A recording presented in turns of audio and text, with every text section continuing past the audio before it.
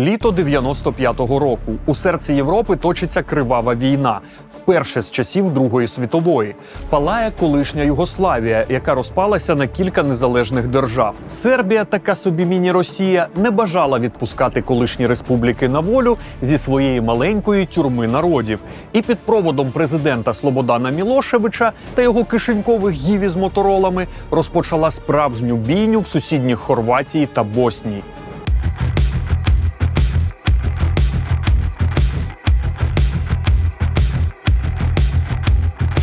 Війна на Балканах – перше бойове хрещення військових Збройних сил України. Вони перебували в зоні бойових дій у складі миротворчого контингенту і зіграли вирішальну роль в долі мешканців цілого міста. З 1992 року наші співвітчизники виконують миротворчу місію в колишній Югославії. Наша розповідь про цих людей – солдатів, сержантів, прапорщиків, офіцерів, про їх життя та неспокійну службу, а ще про почуття людини на війні. І страх, і ризик, мужність, відвагу. У 95-му році столиця Боснії Сараєво уже 4-й рік знаходилася у облозі. У боснійських містах Сребрениця, Вішеград, Прієдор, Фоча та інших серби здійснили масові вбивства десятків тисяч мирних громадян. І саме українські миротворці в останній момент в липні 95-го не дозволили статися ще одній трагедії, врятувавши мешканців боснійського міста Жепа від геноциду. На наш погляд, цей історичний факт досі належно не оцінений. За роки, що минули, цей епізод обріз купою суб'єктивних домислів, трактувань і навіть звинувачень у бік українців. Розібратися у всьому, що відбувалося навколо української миротворчої місії у Боснії, нам допоможе кандидатка історичних наук, експертка аналітичного центру балканських досліджень Катерина Шимкевич. Мені здається, що українське суспільство має знати про всі обставини, які трапилися в Жепі, що українська влада має про це говорити як про одну з найбільш успішних операцій в історії миротворчих сил України. Те, що в нас замовчуються події в Жепі і замовчувалося на початку 2000-х, воно пов'язано якраз з позицією Росії. Російська Федерація не визнає геноцид в Сребрениці. Якщо допустити, що визнає героїчний вчинок українських миротворців, то буде відповідно передивлятися Росія своє ставлення до подій в Сребрениці. Цього допустити росіяни не можуть, тому що вони активно підтримують боснійських сербів. Але не тільки російська пропаганда попрацювала над історією українських миротворців у Боснії. Світове співтовариство теж не дуже хоче згадувати про те, що могло зробити більше для захисту босняків від винищення. Значно більше. Хоча б стільки, як українські військові, які в конкретній ситуації зробили все можливе, щоб врятувати тисячі мирних громадян. В таких історіях завжди важливий контекст. А контекст балканських воєн дуже складний і заплутаний. Та все ж в ньому варто хоча б побіжно розібратися, щоб розуміти, в якій важкій ситуації довелося ухвалювати рішення нашим миротворцям в далекому 95-му році.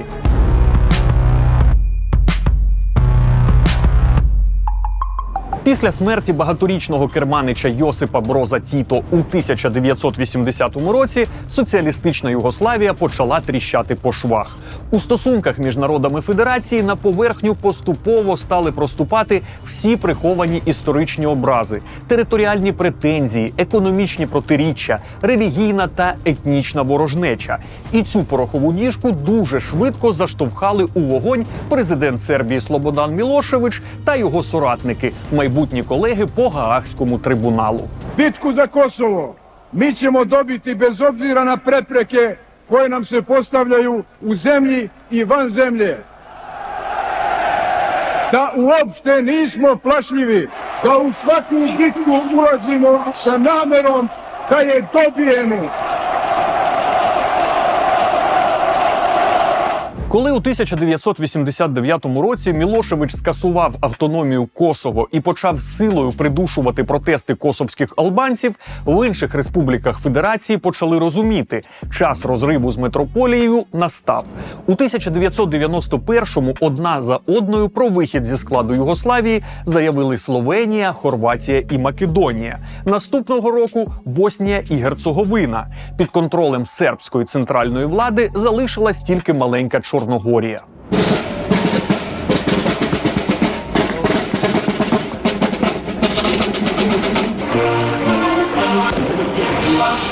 Прийшов съм домов за прослави, звонив телефон і мені було споручено, танки зайшли із Верхньої воячниці.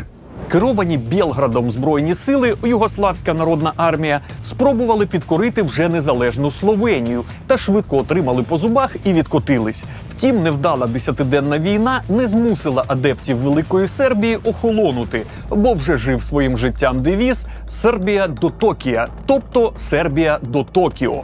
Цей вислів спочатку належав футбольним фанатам, але швидко став гаслом, під яке палили міста та вбивали людей. Наступною жертвою агресії стала Хорватія.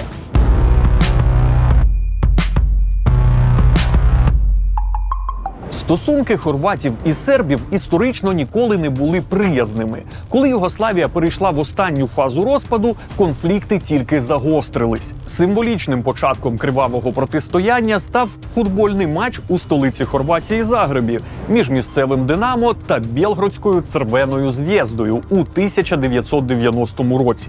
Сербські ультрас скандували «Загреб – це Сербія». Хорвати кричали «Серба на вербу», тобто «Серба на вербу». Насилля вийшло з-під контролю вже на самому початку гри, яку потім назвали матчем ненависті. Стінка на стінку, понад сотня постраждалих, розтрощений стадіон. Поліція ледве впоралася з масовим побоїщем.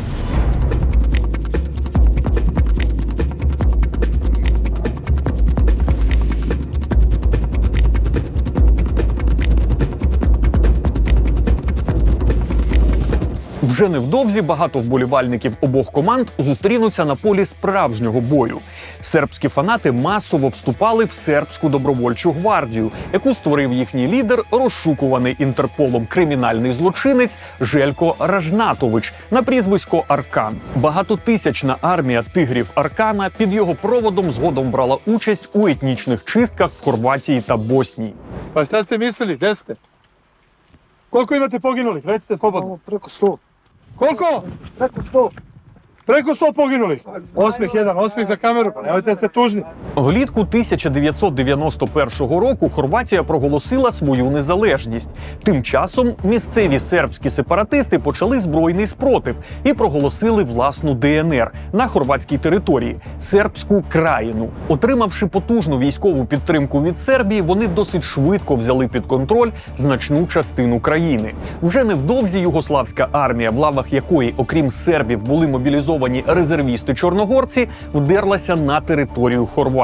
Жахливі бомбардування під час 8-місячної облоги пережив древній Дубровник. Ще за якихось 10 років до зйомок «Гри престолів» стара фортеця міста тільки відновилась від руйнувань. Біля входу до фортеці досі висить карта, де вказано кожне з тисяч влучань снарядів та мін, випущених сербсько-чорногорськими військами. Багатомісячна оборона міста Вуковар біля кордону з Сербією досі залишається однією з найбільш трагічних сторінок хорватської визвольної війни. Вуковар виглядав як Авдіївка чи Бахмут – цілковиті руїни. Захопивши місто, серби влаштували масові вбивства хорватського цивільного населення та військовополонених.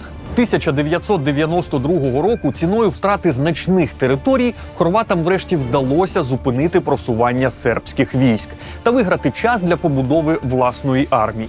Водночас бойові дії почалися у сусідній Боснії.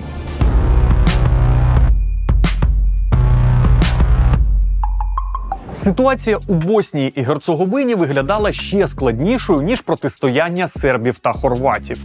Проблема і війни в Боснії, і проблема взагалі всього Балканського півострову, що там чітко прослідковується розмежування за етнічно-релігійною ознакою. Якщо ти православний, то відповідно ти автоматично на 100% підтримуєш сербів. або чорногорців. Наслідком довгого панування на Балканах турків-османів стало те, що босняки, найбільший етнос країни, сповідували мусульманство. Значну частину території Боснії займали райони проживання православних сербів та хорватів-католиків, а також змішані, де села босняків сусідили з сербськими і хорватськими. Після проголошення незалежності Боснії у 92-му році сербські сепаратисти проголосили на її території таку собі ЛНР – Республіку Сербську. Боснійським сербам вдалося захопити багато зброї колишньої югославської армії. Окрім того, значну підтримку їм надавав Белград.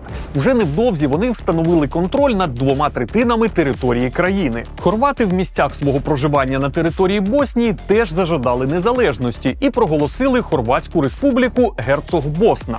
В результаті центральна влада Боснії вступила в протистояння із хорватською і з сербською меншинами, які теж воювали між собою. Почалася кривава війна всіх проти всіх. Кожна з сторін скоювала напади, вбивства, зґвалтування, підпали. Хорватсько-боснійський конфлікт остаточно був припинений лише у 94-му році. Обидва народи об'єднались у федерацію і виступили проти спільного ворога – сербів. Так кількість воюючих сторін скоротилась до 2.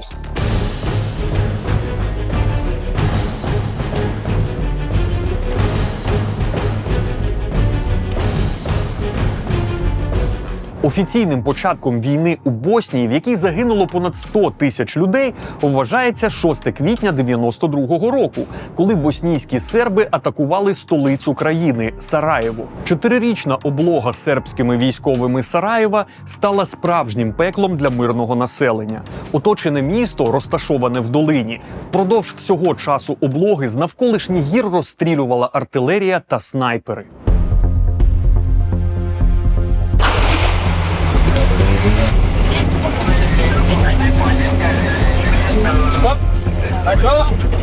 Спроби світових держав схилити сторони до миру були марними. Дипломатія не працювала. На початку 92-го року в зону бойових дій у Хорватії ввели миротворчий контингент ООН. З квітня того ж року миротворці з'явились і на території Боснії і Герцеговини. Серед них були українські військові спеціальних 240-го та 60-го батальйону, 40-ва оперативна група штабних офіцерів, група військових спостерігачів та 15-й окремий вертолітний загін. Для України це була перша операція Збройних сил за кордоном. Станом на літо 95-го року в Боснії перебували понад 1000 українських військових, більшість з яких дислокувалась у Сараєво. Тож, які вони, наші миротворці? Зразу побачив, що це не іграшки, що це справжня війна, що люди ходять у бронежилетах, касках. І що тут не потрібно дивитися по сторонам, а потрібно дивитися тільки за тим, щоб виконати свої обов'язки і зберегти своє життя і життя товаришів. От зараз ви чуєте, що черги кулеметні звучать. От прямо зараз. Оце вже є екстремальна ситуація. Війна є війна, це діло непредсказуєме. Декілька разів нас, звісно, тут і обстрілювали, тому що стоїмо на такій стороні, що між воюючими сторонами. Но все-таки вважається з нами. Українським миротворцям довелося протистояти в тому числі і росіянам, які масово воювали у сербських збройних формуваннях. Називають цифри до декількох тисяч бійців. Сербы там 2 завалили, потом они обошлись понизу нас и прямо на деревне. По деревне прошлись, мы были сверху. Там я завалил еще одного этого мусульмана, там выше. И тогда они, получив отпор, в общем, 4 человек завалились, мусульман. Почему они не спалили деревню, это их проблема. Наверное, просто нахуй не нужно было. Так, ще в середині 90-х українські військові рятували життя мирного населення, а так звані «русські добровольці» воювали на боці тих, хто палив міста і села та масово вбивав цивільних громадян. Серед них, наприклад, був і воєнний злочинець Ігор Гіркін, розпалювач війни на сході України та один із звинувачуваних у збитті пасажирського літака MH17. Мілошевич запросив псів війни росіян, які свого часу воювали в Афганістані. Вони скоїли найбільші злочини в краї над річкою Дріною. Російські пси війни, які раніше воювали в Афганістані, були найжорстокішими злочинцями. Цікаво, що жоден із них не потрапив на лаву підсудних у Гаазькому трибуналі. Світлана Брос. Добрі люди у час зла. Навесні 93-го року навколо 6 міст Боснії було створено так звані зони безпеки. Це були мусульманські анклави всередині контрольованих сербами регіонів. Найбільш ізольованими і вразливими стали маленькі анклави босняків у містах Сребрениця, Жепа і Горажде. В останніх двох базувались військові з України. Чи зупинила поява миротворців ООН воєнні дії? Зовсім ні.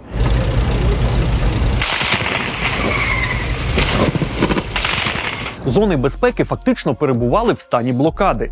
Війська боснійських сербів майже не пропускали гуманітарні вантажі, і там починався голод. Оточені міста і далі перебували під регулярними обстрілами артилерії армії Республіки Сербської. І введення миротворців спочатку в Хорватію, потім в Боснію, якраз передбачало, що миротворці стануть таким розмежувальним щитом між воюючими сторонами. І в мандаті навіть не було передбачено, що зброя, яка знаходиться у миротворців на озброєнні, може бути використана навіть для самозахисту. Тобто вона є, але використовувати її не можна. Потім, через декілька місяців, коли відбулася ескалація війни в Боснії, дозволили використовувати миротворцям зброю, але для самозахисту. І тільки в 93-му році резолюція 836 дозволила використовувати зброю проти різних сторін, якщо будуть нападати на миротворців. У квітні 94-го року у війну нарешті втрутився блок НАТО. Літаки Альянсу почали періодично бомбити позиції армії Республіки Сербської. Але ситуацію це заспокоїло ненадовго. Миротворців боснійські серби переважно не розглядали як значну перешкоду. Наприклад, у травні 95-го вони беруть у заручники миротворців і спостерігачів ООН – понад 200 чоловік, в тому числі декількох українців. Погрожують розстріляти їх в разі, якщо авіаудари НАТО продовжуватимуться. Наші військові згадували, що ставлення до заручників було жахливим. Сержант запасу Олександр Вишінський згадує, що захоплених миротворців використовували як живий щит біля воєнних об'єктів, приковували кайданками до стовпів, собак травили на нас, щоб розділити на групи, виводили хлопців і їм над головами стріляли, згадує пан Вишінський. Військами боснійських сербів керував генерал Радко Младич, який користувався великим авторитетом і впливом серед підлеглих. Младич для значної частини сербів навіть досі має героїчний ореол.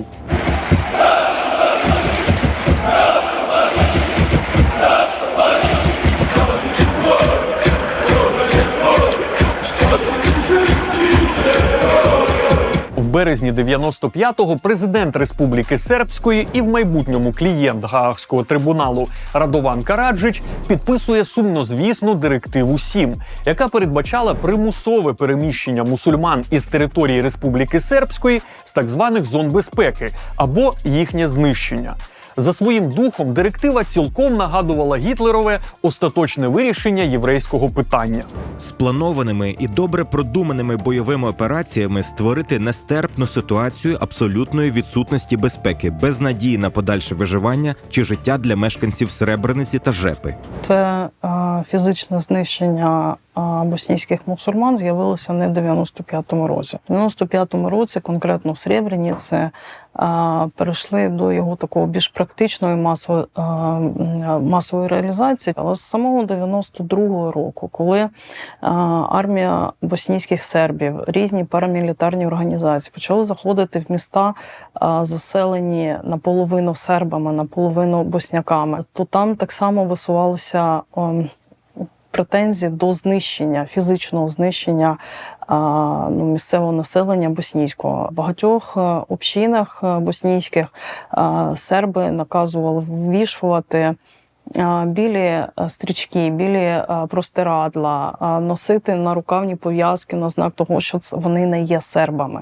Це вже були ознаки того, що готується масштабна кампанія геноциду. Тож станом на 4-й рік війни ситуація склалася наступна. Головна зброя ООН, як і зараз, переважно глибоке занепокоєння. НАТО лише зрідка застосовує авіацію. Босняки в зонах безпеки оточені армією Радко Младича, якій дали наказ знищувати.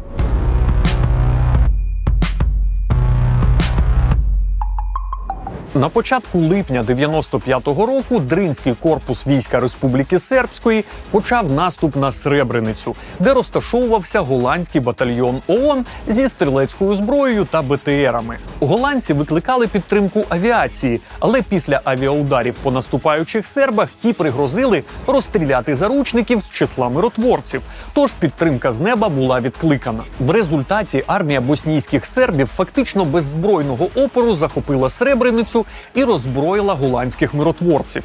Molim vas, budite veoma strpljivi. Samo malo. Svi koji žele da ostanu, mogu da ostanu. Svi koji žele da napuste ovu teritoriju također mogu. Obezbedili smo dovoljno i autobusa, i kamiona. В наступні кілька днів Младич та його військові організовано і свідомо вбили понад 8 тисяч місцевих чоловіків і підлітків від 13 до 65 років, яких перед цим насильницьки роз'єднали з сім'ями. Це стало наймасовішим актом геноциду з часів Другої світової. Боснійське суспільство от голландських миротворців і уряд вони звинувачують в бездіяльності, бо вони наголошують, що ви б могли не давати доступу армії Младича, могли б відкрити вогонь, могли б запросити авіапідтримку. І вже ж були такі випадки в 93-му, 5-му роках, коли миротворці запрошували допомогу, і якраз натівські війська скидали бомби по позиціям боснійських сербів. Наступною мала стати Жепа, ще один боснійський анклав в декількох десятках кілометрів від Сребрениці. Саме там перебували українські миротворці.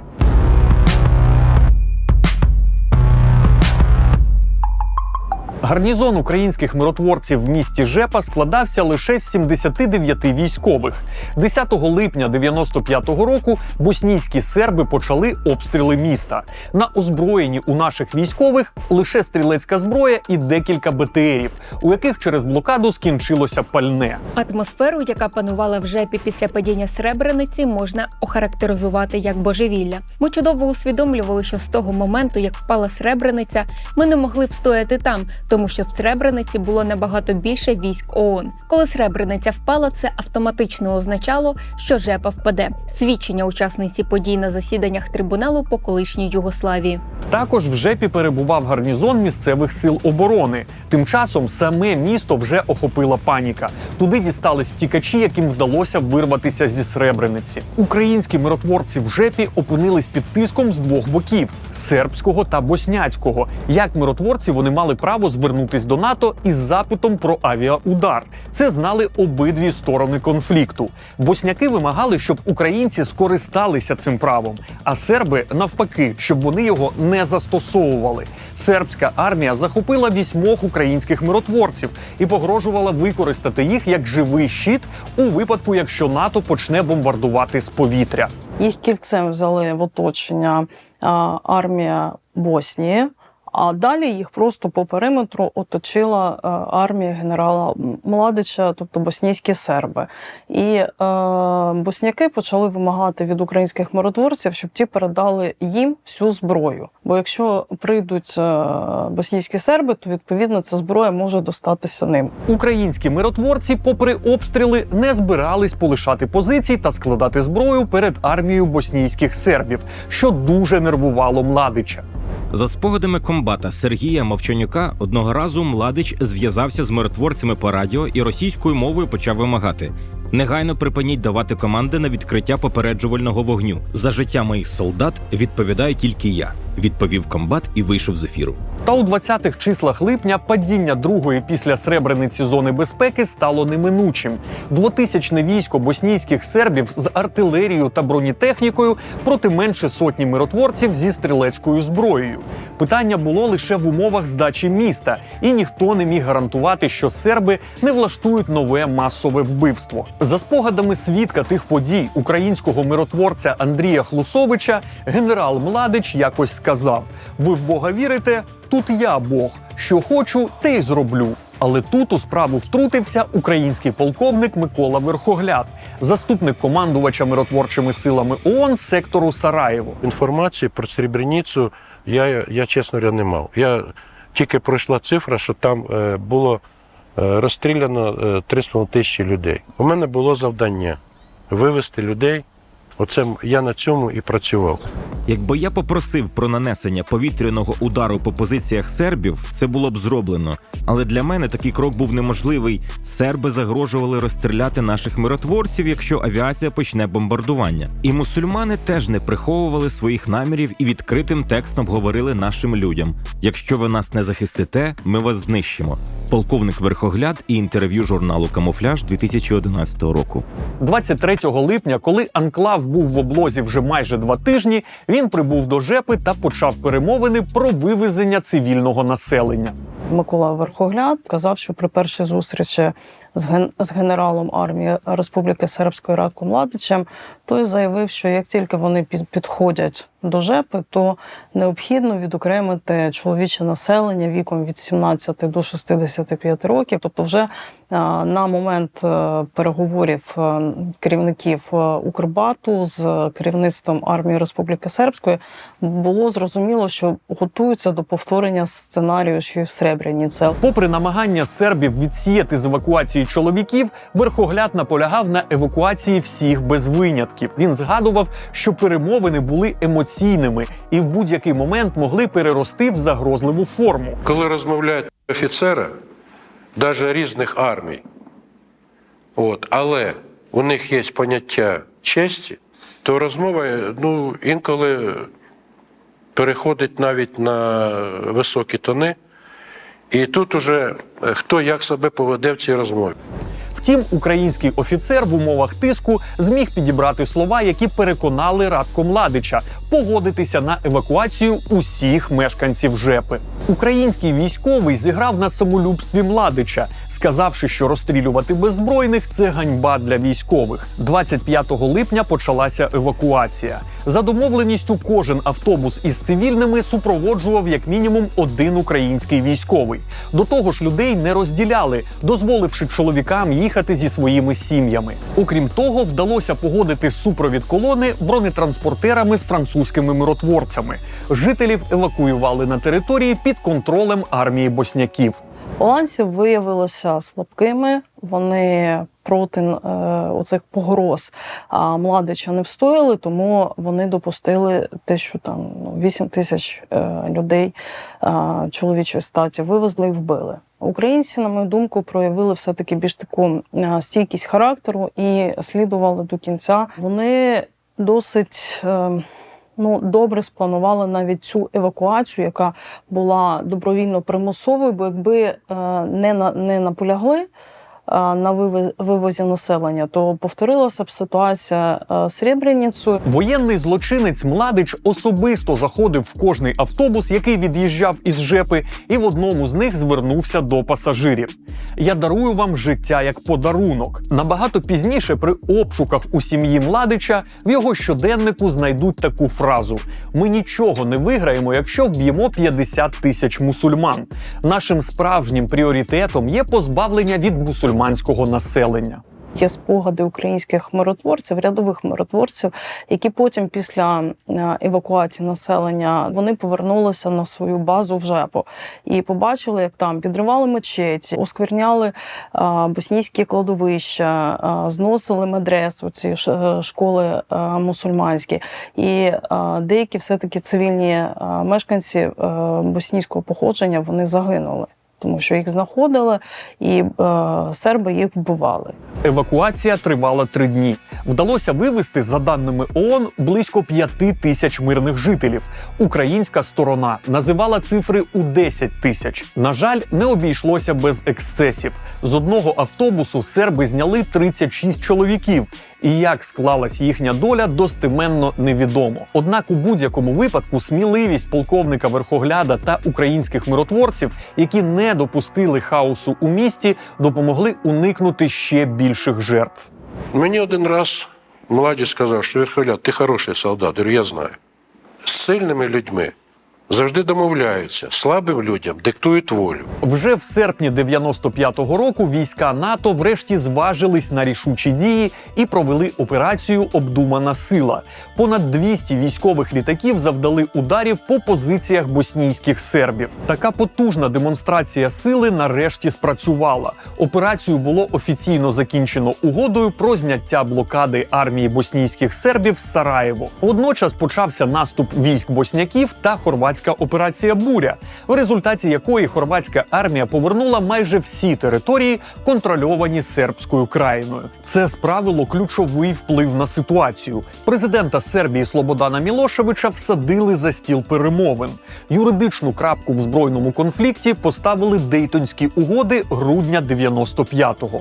Младіча менш ніж за рік звільнять з армії, потім оголосять у розшук, знайдуть і в 2017 році визнають винним у військових злочинах та геноциді та присудять довічно, як і його патрону Караджичу.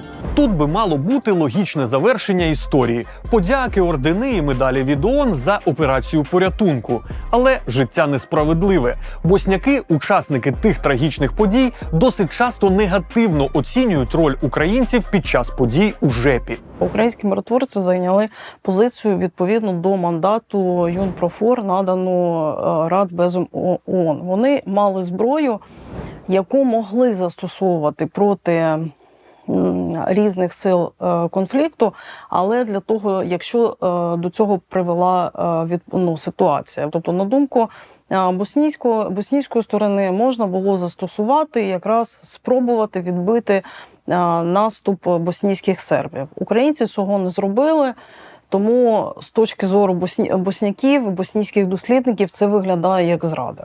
Чи можливо було відбити наступ добре озброєної декількатисячної армії зусиллями декількох десятків військових з автоматами? Питання риторичне. Також українським миротворцям ставлять у вину зникнення босняцького керівника оборони ЖЕПи Авдо Палича, який також був присутнім на перемовинах із Младичем. Його прямо з перемовин забрали із собою агресивно налаштовані серби.